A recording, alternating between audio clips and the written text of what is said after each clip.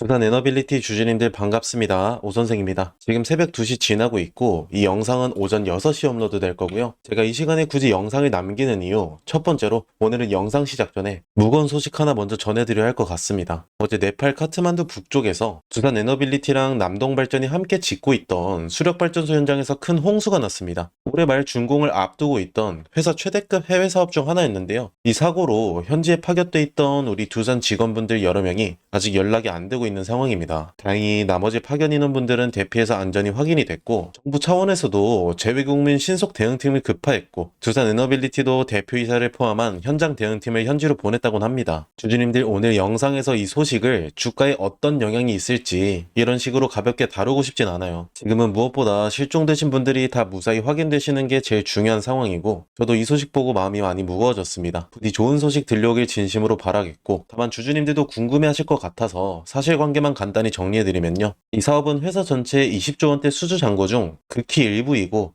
회사 펀더멘탈 자체를 흔들 사안은 아닙니다. 다만 이런 임명 관련 소식이 뉴스에 크게 다뤄지는 만큼 단기적으로 투자 심리에 영향을 줄 수 있다는 점 참고 정도만 해주시면 될 것 같고, 상황이 계속 바뀌고 있는 사안이라 저도 계속 지켜보면서 필요한 부분은 소통방에서 다시 짚어드리겠습니다. 두 번째로 오늘 새벽 엔비디아 2분기 실적이 발표가 되고 6시에 젠슨항 CEO가 직접 나오는 컨퍼런스 콜이 시작이 될 겁니다. 이 두 가지 내용들이 오늘 하루 두해빌 수급에 어떤 영향을 줄 수 있는지, 그리고 왜 이번에 반도체 훈풍이 우리 종목으로 안 넘어올 수도 있는지 솔직하게 다 말씀드릴게요. 끝까지 집중해 주시고요. 본 내용 들어가기 전에 주주님들의 구독과 좋아요가 제 영상 촬영에 아주 큰 힘이 됩니다. 두산 에너빌리티도 그간 눌렸던 폭 다시 복구해 주자는 마음으로, 그리고 신규 진입자분들은 여기보다 더 상승할 수 있게 댓글에 급등이라고 한 번씩 남겨주시면 감사하겠습니다. 먼저 오늘 가장 큰 변수부터 짚어볼게요. 오늘 새벽 엔비디아 2분기 실적이 나옵니다. 근데 재밌는 게 실적 발표를 전후해서 엔비디아 주가는 오히려 밀리고 있어요. 실적 발표 직전까지 7거래일 연속 하락하면서 2022년 이후 최장 연속 하락 기록까지 나왔던 상황이었습니다. 주주님들 이거 이상하게 느껴질 수 있어요. 실적 잘 나왔다는데 왜 주가는 빠지는 거지? 근데 이런 일 사실 처음이 아니죠. 실적 자체는 나쁘지 않은데 주가가 계속 하락하는 이유, 크게 세 가지로 정리해 볼 수 있죠. 첫 번째, 최근 미국 10년물 국채 금리가 4.6%에 근접하면서